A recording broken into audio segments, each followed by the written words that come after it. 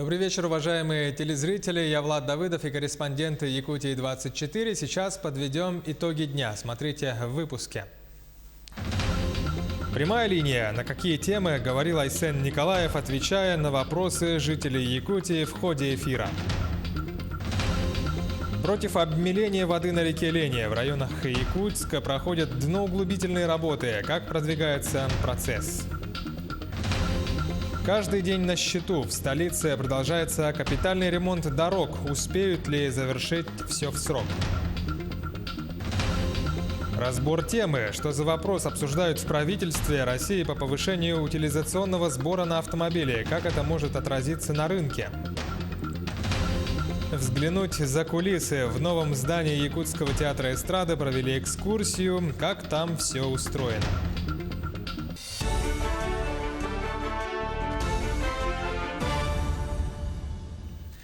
Только что завершилась прямая линия с главой республики Айсеном Николаевым. В начале эфира он сказал, что 2019 год, объявленный годом консолидации, стал определяющим фактором в вовлечении населения независимо от социального статуса, национальной принадлежности, политических убеждений в процессы принятия решений через общественные инициативы, пояснил Айсен Николаев.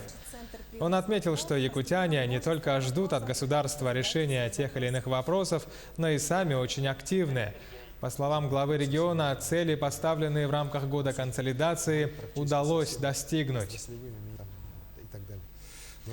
Первым поступившим вопросом прямой линии стал вопрос по льготной ипотеке 2% для молодых семей Дальнего Востока. На это Айсен Николаев ответил и уточнил, что размер кредита в рамках льготной 2% ипотеки может составить до 5-6 миллионов рублей. Претендовать на льготную ипотеку смогут семьи, в которых один из супругов еще не достиг 35 лет, заявил глава региона. Айсен Николаев добавил, что президент страны дал поручение, что до 15 декабря текущего года все нормативно-правовые акты должны быть приняты на уровне правительства России. До 15 декабря все решения будут приняты. Ипотека будет выдаваться через специализированные уполномоченные органы. Это будет Дом РФ. Но у Дома РФ в каждом субъекте есть свои агенты. У нас по республике это Республиканское ипотечное агентство, которое принадлежит правительству республики. Вот. Также много вопросов, кстати, в связи с этим поступает по рефинансированию. Можно ли брать эти кредиты для рефинансирования ранее взятых. Здесь я хочу сказать, что пока вот этот кредит под 2%, он не предусматривает целевое значение как для рефинансирования. Вместе с тем, как вот недавно мне Министерство строительства Российской Федерации, Министерство финансов Российской Федерации сказали, что в принципе вот те кредиты, которые сегодня уже можно получить под 5% годовых по Дальнему Востоку, вот такое решение есть для многодетных семей, ну, точнее, даже не для многодетных, а у тех семей, у которых сейчас рождается второй ребенок, и третий, и далее, да, они могут использовать эти кредиты уже для рефинансирования ранее взятых. Но там, опять же, какое-то ограничение до такой какой-то суммы. Да? Поэтому я думаю, что мы здесь тоже разъяснения все подготовим, дадим. Помимо этого, глава Якутии ответил на вопрос по развитию Арктики. В частности, Николаев сказал, что программа обеспечения жильем педагогических работников в арктической зоне республики начнет работу в 2020 году. Участниками этой программы смогут стать учителя с высшим образованием возрастом не более 35 лет. Отмечается, что упор будет делаться на учителей основных предметов. Глава региона отметил, что участникам программы, проработавшим 5 лет в сельских школах, будет предоставляться социальная выплата в размере 50% от стоимости однокомнатной благоустроенной квартиры. Не секрет, что молодые учителя особо туда не едут. Так, конечно, мы тогда должны принимать меры для того, чтобы стимулировать людей туда ехать, работать, и давать детям хорошие знания. Поэтому я вот на августовском совещании выступил с предложением, чтобы уже с 2020 года такая программа под названием «Учитель Арктики» заработала. Вот. В ее основе, конечно же, будет материальная поддержка тех молодых специалистов, которые будут туда у нас переезжать. В части, вот вы правильно сказали, мы будем компенсировать, ну, человек, который проработает определенное количество лет в Арктике, вот, он сможет получить до 50% компенсации за однокомнатную благоустроенную новую квартиру по ценам города Якутска. Вот это одно. И будут также единовременные выплаты, будет возможность, опять же, этими средствами не только покупать новое жилье, но и гасить ту же ипотеку, которую он ранее получил, или направить на рефинансирование ипотечных кредитов. Говоря о железной дороге, Айсен Николаев сказал, что с введением в работу ЖД-линии Томмот-Нижний Бестях жители и предприниматели должны были почувствовать снижение цен на 20-30%. По словам главы региона, на организацию перевозок грузов участка Томмот-Нижний Бестях распространяется принцип тарифного регулирования, применяемый к ЖД-линиям общего пользования компаний «Российские железные дороги» и АК «ЖДЯ», а именно единый тариф, рассчитанный по прейскуранту 1001 ООО «РЖД». Конечно же, сейчас уже после того, как станция вошла в работу, как линия начала работать в режиме постоянной эксплуатации, согласно решениям, принятых на федеральном уровне, сегодня там уже действуют тарифы российских железных дорог. И вот по всем оценкам, если раньше, например, по железной дороге можно было довести до Томмота, потом дальше автотранспортом сюда доставлять, так, то стоимость грузоперевозок в среднем на 25-30% уже снизилась. По некоторым категориям еще больше. Вот. Это уже на самом деле вот и предприниматели должны почувствовать, так, ну и самое главное, я надеюсь, что это почувствуют и жители, для которых это должно отразиться в том числе в том, чтобы цены на ряд товаров, вообще на все товары, которые у нас перевозятся, а в Якутск практически все привозится, да, и в другие наши районы уже не повышались. Нашу прямую линию. Далее глава республики Айсен Николаев заявил о возможном установлении единого размера компенсации за квадратный метр аварийного жилья. На сегодняшний день в республике нет единого размера компенсации за аварийное жилье. Я думаю, нужно провести работу с правительством в данном направлении, сказал руководитель региона. Здесь я хочу сказать, что пока в республике нет единой стоимости оценки. Вот цифра 50 тысяч, которая вот сейчас озвучена, это скорее, наверное, для города Якутска пока. По Нерюнгри, насколько я знаю, там в районе 40, 35, 40 тысяч рублей. На память могу сказать. Еще раз говорю, по каждому району там цифры разные, так, и состояние жилья другое, и рынок жилья другой. Вместе с тем, я, наверное, все-таки буду настаивать и попрошу правительство в этой части отработать, чтобы через некоторое время, конечно, уже не в этом году, может, даже не в следующем, но мы все-таки какую-то единую стоимость по компенсации для людей приняли, чтобы, которые люди, кто хочет получить денежную компенсацию, таких случаев на самом деле достаточно много. Так, когда люди хотят деньги просто получить и переехать, например, из сельского населенного пункта в районный центр, из районного центра в Якутск или там Мирный. Вот в таких случаях мы, конечно, людям должны давать эту возможность. У нас есть видеовопрос. Кроме этого, на прямой линии был получен вопрос от Раисы Кулаковой из Булунского района. Она задала вопрос по поводу задержания пограничниками оленеводов в Устьянском районе. Инцидент недавно вызвал общественный резонанс. Вот что сказал Айсен Николаев, отвечая на этот вопрос. Там-то уже далеко не лето. Там же уже даже не осень, там практически зима. Так, в очень опасных даже для жизни условиях они вот этот путь сейчас должны проделать. Вот они вылетели сейчас из Якутска все, так, но еще раз хочу сказать, что на самом деле, конечно, их путь домой еще далеко не закончен. И вот это, а то, что в стадии было 1500 голов оленей, так, понятно, что эти олени там стоять не будут. Так, они сейчас по всей тундре разбегутся, кто их будет собирать потом. Поэтому, конечно же, может быть, формальные пограничники и правы, так, но, с другой стороны, надо же соизмерять тяжесть нарушений и тяжесть того, что на человека мы формальным соблюдением процедур достигаем. И с этой точки зрения, я и с оленеводами сам лично встречался, так, мы им будем помогать. Ну и, конечно, уполномоченный по правам коренных малочисленных народов Севера Иванова получила от меня задание полностью защищать права этих людей, так, в том числе и юридическую помощь им оказывать для того, чтобы уже через какие-то необходимые, если надо, и судебные процедуры справедливость восстановить. Ну а в дальнейшем я считаю, что мы должны будем с пограничниками все-таки отработать, и руководство муниципальных районов, и руководство республики, для того, чтобы таких инцидентов не создавать. Переходим к другим новостям. Капитальный ремонт дорог в Якутске находится под пристальным контролем региональных властей. Из-за позднего объявления тендеров администрации города подрядчики сейчас вынуждены в октябре завершать все работы. Успеют ли? Репортаж нашего корреспондента Сусанны Рожиной. Тендер был объявлен городом только в середине июня, а подрядчики приступили к работам лишь 15 июля. Но городская администрация уверяет, что в прошлом году поздно узнали, будет Якутск участвовать в этой федеральной программе или нет. Ну, здесь говорить, что город провел это одна сторона медали. Другая сторона в том, что вообще поздно было определено, что город будет участвовать в программе БКАТ.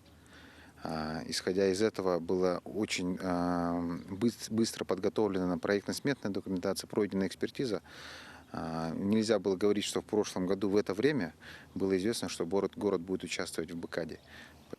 Сейчас проблемными участками являются Хатынгурявское шоссе и участок на Ларионова. Именно по этим улицам подрядчикам необходимо ускоряться. Дорис на этом участке вообще никакие работы не ведет. Только это можно прокомментировать.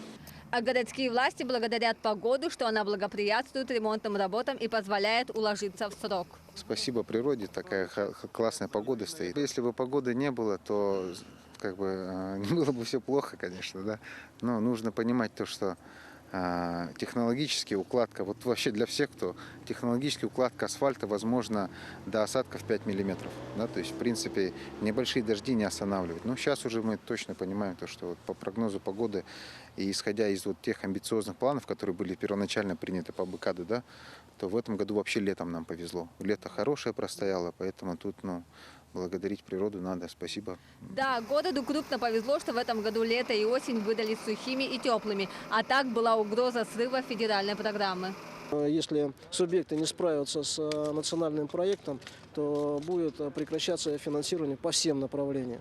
Поэтому мы и говорим о том, что очень важно справиться с национальным проектом «Безопасные и качественные автомобильные дороги», и чтобы у нас не было проблем по финансированию устойчивого развития села, допустим. Если бы не было такого сильного контроля со стороны региональных властей, то город мог сорвать эту программу. Но благодаря своевременной корректировке работы подрядчиков руководством Якутии, город кое-как успевает по срокам. Сусанна Рожина, Илья Сыромятников, Якутск.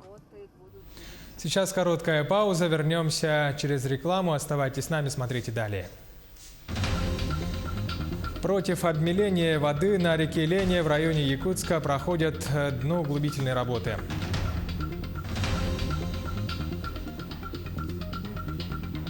Разбор темы, что за вопрос обсуждают в правительстве России по повышению утилизационного сбора на автомобили.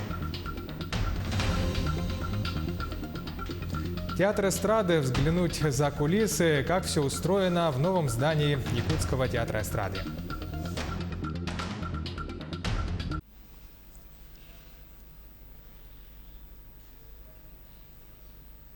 Якутия-24, программа «Итоги дня». Продолжаем выпуск. В районе подходного канала Якутской нефтебазы в Жатае проходят дноуглубительные работы по ликвидации негативного воздействия обмеления воды на реке Лене. Как продвигается этот сложный процесс? Репортаж Ульяны Шагиной. На каком уровне была вода на Лене еще в прошлом году, можно увидеть вот по этим следам, оставшимся на причале. Такого мелководья старожилы Жатая не помнят. Как отмечают гидрологи, в прошлом году уровень воды в это время составлял 140 сантиметров над нулем графика поста, а в этом году минус 66 сантиметров. За сутки вода убыла еще на 2 сантиметра. Земснаряд «Вилюй» работает и днем, и ночью. Задача номер 1 – обеспечить проход судов с авиационным топливом к Якутской нефтебазе. Работы ведутся 10 сентября, начаты. Так, и объемы довольно большие по подходному каналу. Это надо сделать выемку около 60 тысяч кубов выемки. Так, это протяженность 2 километра 260 метров. Земснаряд проводит дноуглубительные работы на гарантированную глубину 2 метра 50 сантиметров, чтобы обеспечить проход судов к причалам Жатайской нефтебазы. Полукилометровые шланги присоединяются к земснаряду. Далее он начинает извлекать песок с дна реки. Далее песок по понтонам и по трубопроводу выкачивается в подготовленные котлованы. Всего их 5. Работы проводятся беспрерывно, в 2 смены, силами нескольких организаций. ЛОРП, цеха «Нефтегазбыт» и энергетики предоставили дополнительную бригаду и большегрузную технику – эскаваторы, бульдозеры и погрузчики. Совместными усилиями они предоставили технику, людей, установили значит, временные столбы по обеспечению электроэнергии, значит, работы земснаряда. Были проведены большие земляные работы. Основные проблемные вопросы были обеспечить отвалы для работы земснаряда. То есть сейчас мы дальше можем подняться, уже посмотреть, какие были подготовлены, значит, котлованы для этих целей.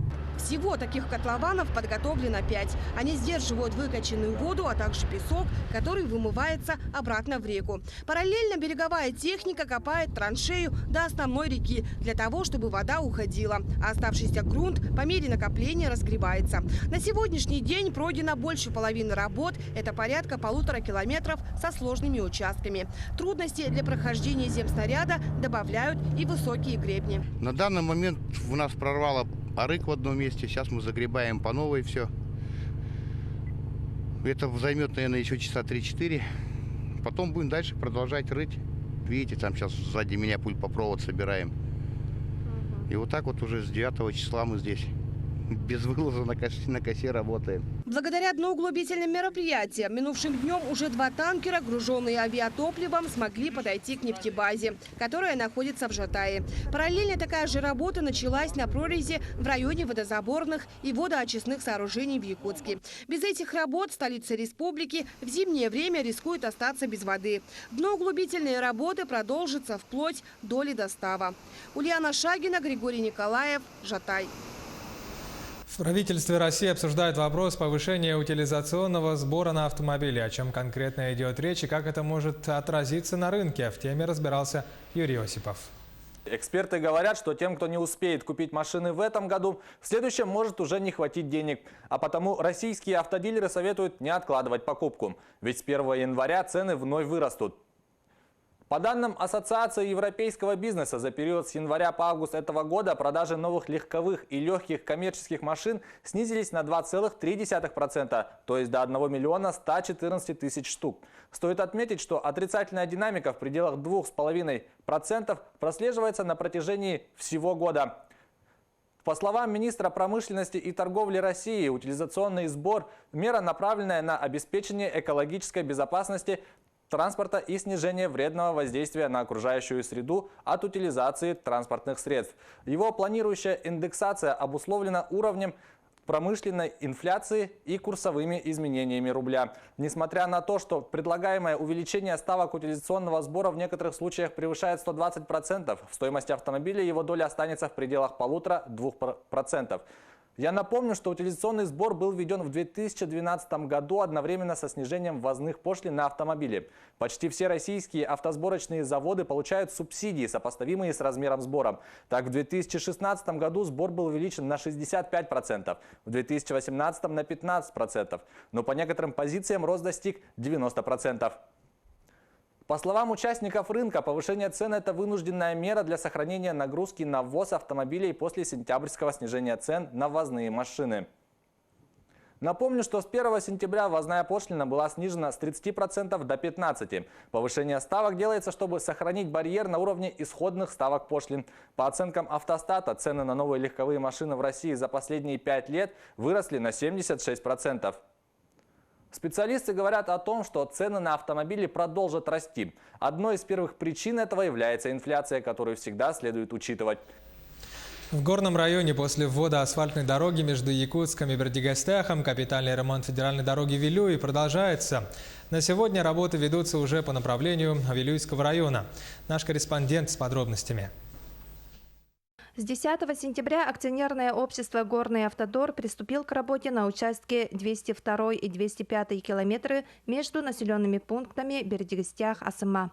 Дорожная одежда в полный конструктив цемента-грунт 23 сантиметра, укрепленный, то есть песок, укрепленный портлат-цементом, нижний слой основания крупнозернистый асфальтобетон 8 сантиметров и покрытие 6 сантиметров. Всего на участке задействовано около 40 работников. Весь необходимый комплекс техники для производства имеется. За одну смену дорожники укладывают по 700 метров нижнего слоя дороги. Несмотря на такой темп, за качеством ежедневно ведутся контрольные работы. связываем промежуточные репера с проектными грунтовыми реперами. Даем им высотную отметку, присваиваем, то есть им высотную отметку, и по этим реперам мы, значит, работаем уже по дороге. Получается, как сгущение реперов у нас происходит. Но также вот производим работы, то есть вот асфальтобетонное покрытие, когда положат, значит, производим исполнительную, то есть съемку. Получается, фактически отметки асфальта, который вот сейчас оно лежит, сравниваем с проектными, чтобы не было никаких отклонений. До середины октября дорога должна быть приведена в нормативное состояние. 2,5 километра дороги будет с асфальтобетонным покрытием. Адлена Тастырова, Иван Слепцов, Михаил Мордовской, Горный Улус. В Якутии ожидают рост уровня реальных доходов населения на 113% к 2024 году. Об этом на заседании правительства сказала министр экономики Майя Данилова. Также уровень бедности в регионе должен быть снижен с 19 до 10%. Основные меры – это развитие рынка труда, содействие самозанятости населения, развитие малого и среднего бизнеса, также несырьевого сектора экономики. По прогнозам ожидается увеличение количества рабочих мест, в том числе и благодаря реализации крупных проектов в сфере гранильного производства, судостроения, агропромышленного сектора. Немаловажным пунктом в прогнозах считается и снижение уровня инфляции. В первую очередь это снижение уровня инфляции, это общесистемные меры, которые, возможно, не зависят от политики региональных властей, больше зависят от денежно-кредитной политики Банка России. В период до 2024 года ожидается целевой показатель инфляции не более 3%. Это показатели Банка России. Также мы рассчитываем на то, что около 30 тысяч новых рабочих мест будет создано. Это в том числе и по крупным инвестиционным проектам, а также и в несырьевом секторе экономики. В 203-м микрорайоне Якутска залили первый куб бетона под строительство новой школы. Учреждение рассчитано на 360 мест, площадь объекта свыше 4000 квадратных метров. На строительство республика выделяет финансирование в рамках инвестпрограммы. На сегодня проектно-сметная документация объекта получила положительное заключение государственной экспертизы. В школе предусмотрены обеденный зал на 100 мест, спортивные актовые залы, кабинеты технологий, а также национальной культуры и коренных народов. Строительство планируют завершить к концу следующего года. Ну а в Жатае открыли долгожданный новый бассейн. Его строительство начали еще в 2011 году силами местного бюджета. И когда в прошлом году к возведению объекта подключилась федеральная программа, его, наконец, удалось завершить. 480 человек в сутки – такова планируемая посещаемость комплекса. 4 дорожки по 25 метров теперь позволяют готовить чемпионов, не выезжая из поселка. На церемонии открытия показательный заплыв устроили именитые чемпионы, призеры и мастера спорта по плаванию. Глава Якутии Айсен Николаев вручил сертификат на приобретение спорт-инвентаря для этого комплекса и сказал, что объект его удивил и впечатлил. Но совсем недавно Якутский театр эстрады в столице переехал в новое здание, и сегодня там провели экскурсию. Всем желающим показали будущий концертный зал, кабинеты администрации и гримерные комнаты артистов. Сюжет Ольги Башук. На первом этаже театра эстрады прошла выставка коллекции музыкальных инструментов известных этномузыкантов. Там же представили реквизит и костюмы со спектаклей. А уже в малом зрительном зале прошел марафон мини-концертов проекта «Эхо прошлого».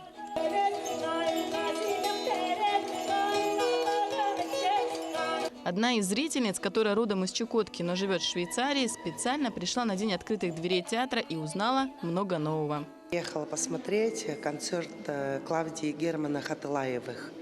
И также у меня появилась оказия узнать поглубже якутскую культуру через песню и эпоса, можно сказать, эпоса и эстрады.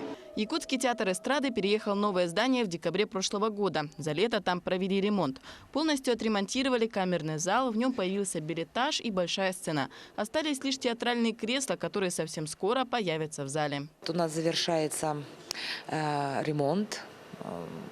Можно даже сказать, большой ремонт камерного зала с посадочными местами на 107 человек.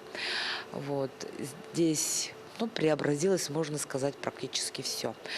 Мы постарались здесь дать дух театра. Сбылась и давняя мечта артистов. У них появилось 9 гримерных комнат.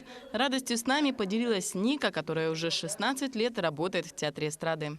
Мы, артисты эстрады, очень белой завистью завидовали артистам, у которых есть собственные театры, собственные гримерки.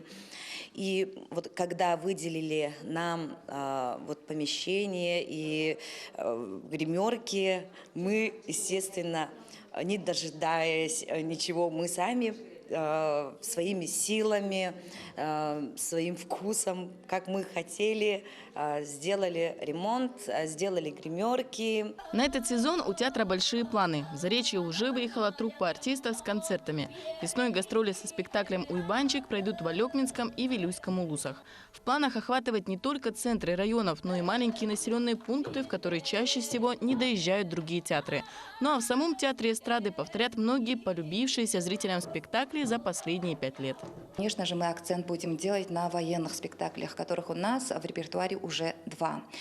Первый спектакль – это «Уйбанчик», про судьбу якутского парня, который пропал без вести на полях сражений во время Великой Отечественной войны. И второй спектакль – это тифлоспектакль, который мы поставили весной этого года совместно с библиотекой для слепых. Спектакль «Невидимка», как мы его называем. Это когда зрители сидят с завязанными глазами, ничего не видят и все ощущают только чувствами, тактильно, слухом, обонянием. Мы даже сделали запах травы на этом спектакле. Свой 51-й сезон театр эстрады Якутии откроет 6 октября спектаклем «Чудный костюм» в постановке Татьяны Чаранской. В основу мюзикла положен рассказ Рэя Брэдбери «Чудесный костюм цвета сливочного мороженого». Это история 6 мексиканских парней, которые в надежде выбраться из бедности в складчину покупают один шикарный костюм и пытаются таким образом изменить свою жизнь и добиться успеха. Ольга Башук, Семен Семенов, Якутск.